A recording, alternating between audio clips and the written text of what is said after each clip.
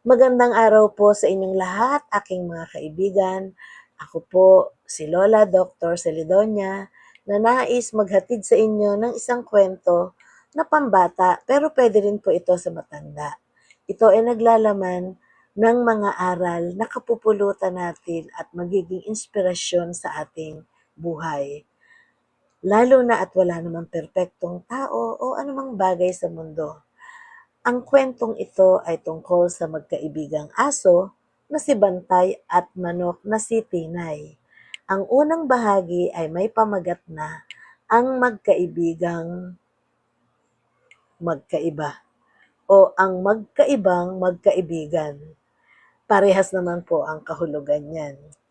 Nawa magustuhan niyo po ito, mag-like po kayo, mag-heart, mag-share at mag-komento. Narito na po ang ating kwento. Sa isang tahimik at masaganang baryo, ay may isang maliit ngunit masayang bukirin. Napapalibutan ito ng matataas na puno. Puno ng mga mangga, saging at niyog. Sa umaga, maririnig ang huni ng mga ibon at ang mahina ngunit masayang pag-ihip ng hangin sa damuhan. Sa bukiring iyon nakatira ang maraming hayop.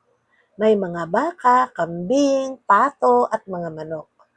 Ngunit sa lahat ng hayop doon, dalawang hayop ang kilalang-kilala ng lahat dahil sa kanilang taglay na mga kabutihan. Ang isa ay aso na ang pangalan ay Bantay. Si Bantay ay kulay kayumanggi, may malalaking tainga at may mabait na mga mata. Siya ang tagabantay ng bukirin. Araw at gabi ay tinitiyak niyang ligtas ang lahat. Ngunit kahit siya ay isang bantay, hindi siya mabangis. Sa katunayan, siya ay napakabait at mahilig tumulong sa kapwa hayop. Ang isa naman ay isang manok na ang pangalan ay Tinay. Si Tinay ay may makintab na pulang balahibo at napakalakas tumilaok. Siya ang unang nagigising sa buong bukirin tuwing umaga. Tuwing madaling araw bago pa sumikat ang araw, maririnig na ang kanyang boses. Tilaok! Tilaok! Tik! Tilaok! Tik! Tilaok! Tik! Tilaok! Magandang umaga sa lahat! Kapag narinig iyon ni Bantay, agad siyang bumabangon. Ibig sabihin, umaga na, sabi niya sa sarili, habang iniuunat ang kanyang mga paa. Isang umaga, tulad ng nakasanayan, nagising si Bantay dahil sa tilaok ni Tinay. Lumabas siya mula sa ilalim ng bahay ng magsasaka at nag-unat ng katawan. Magandang umaga, Tinay! Bati niya habang kumakawag ang kanyang buntot. Magandang umaga rin, Bantay, sagot ni Tinay.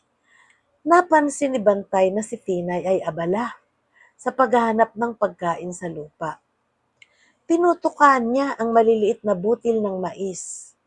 Lumapit si Bantay. Anong ginagawa mo? Tanong niya. Naghahanap ng pagkain para sa aking mga sisiw, sagot ni Tinay. Sa likod ni Tinay ay may 10 maliliit na sisiw na kulay dilaw. Chip, chip, chip, chip, chip, chip. Masayang tumatakbo ang mga ito sa paligid ng kanilang ina. Ang kukulit nila, natatawang sabi ni Bantay. Oo nga, sagot ni Tinay. Pero mahal na mahal ko sila. Habang nag-uusap sila, may dumaan na kambing na si Kiko. Magandang umaga, bati ni Kiko. Magandang umaga, sagot ni Bantay at Tinay. Talagang masaya ang buhay sa bukirin. May isang maliit na problemang dumating. Isang araw, may napansin si Tinay. Habang kumakain siya ng mais na iniwan ng magsasaka, napansin niyang parang nababawasan ito. Kahit hindi pa siya kumakain. Kakaiba ito, bulong niya. Lagi na lang ganito. Ano kaya ang nangyayari? Kinabukasan ay ganoon uli ang nangyari. At kinabukasan uli, isang umaga, ay napabuntong hininga si Tinay. At napansin iyon ni Bantay. Ano ang problema, kaibigan? Bantay, parang may kumukuha ng aking mga butil ng mais sa gabi. Napakanot-noo ang ulo ni Bantay. Sigurado ka? Oo, tuwing umaga nababawasan ito. Nag-isip si Bantay. Huwag kang mag-alala, kaibigan. Tutulungan kitang malaman kung sino ang kumukuha. Talaga? Sabi ni Tinay. Oo naman, kaibigan. Kaibigan kita eh. Siyempre, tutulungan kita. Ito na ang pagbabantay sa gabi. Kinagabihan ay tahimik ang buong bukirin. Ang mga baka ay natutulog na. Ang mga kambing ay tahimik na sa kanilang kulungan. Ang buwan ay maliwanag sa langit.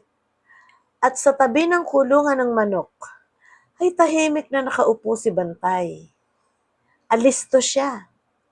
Magbabantay ako ngayong gabi, sabi niya sa sarili. Tahimik siyang nakinig sa bawat tunog. Ang hangin, ang dahon, ang mga kuliglig. Biglang may narinig siyang kaluskos na kakaiba. Krik! Krik! Krik! Unti-unti siyang lumapit. Dahan-dahan nag-iingat siya. Hindi siya gumawa ng anumang ingay. At maya-maya pa ay nakita niya kung sino ang salarin na kumukuha ng mais ng kanyang kaibigan. Isang maliit na daga. Kinakain nito ang mga butil ng mais ni Tinay. Aha! Bulong ni Bantay. Bigla siyang tumahol. Arf! Arf! Aw! Aw! Arf! Nagulat ang daga at mabilis na tumakbo papalayo, takot at gulat na gulat. Tumakbo rin si Bantay upang habulin ito. Ngunit napakabilis ng daga at nakatakas ito sa maliit na butas sa bakod. Nakatakas siya, sabi ni Bantay. Ngunit alam na niya kung sino ang may kagagawan. Nag-usap ngayon ang magkaibigan.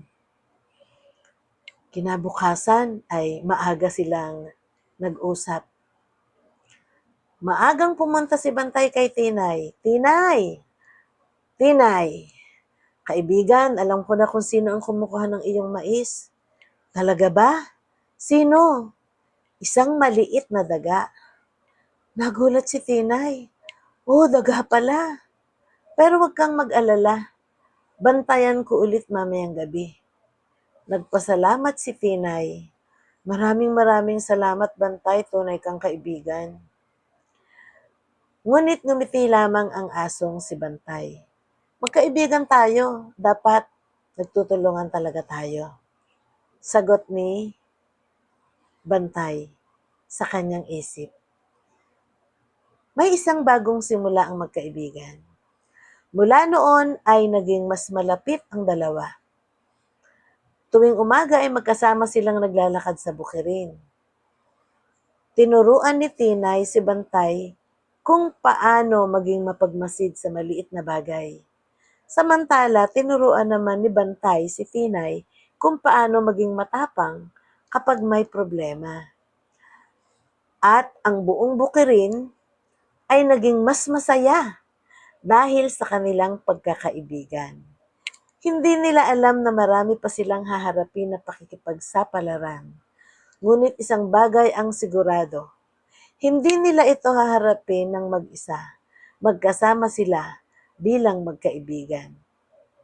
Nagustuhan niyo po ba ang unang bahagi ng aking kwento? Marami po itong gintong aral na nakapaloob. Nawa ay inyong naunawaan ang gintong aral na taglay nito. Gaya ng, ang tunay na kaibigan ay tumutulong kapag may problema. Ang tunay na kaibigan ay nagmamalasakit sa isa't isa. At ang tunay na magkaibigan ay hindi iniiwan ang kaibigan, sa oras ng pangangailangan. Ang pagkakaibigan at pagtutulungan ay nagpapasaya sa lahat. Hanggang sa muli mga kaibigan, mag-comment po kayo kung nais niyo pong marinig ang ikalawang bahagi po ng aking kwento tungkol po kay Bantay at kay Tinay. Magandang araw po, mag-iingat po kayong lahat. Salamat po.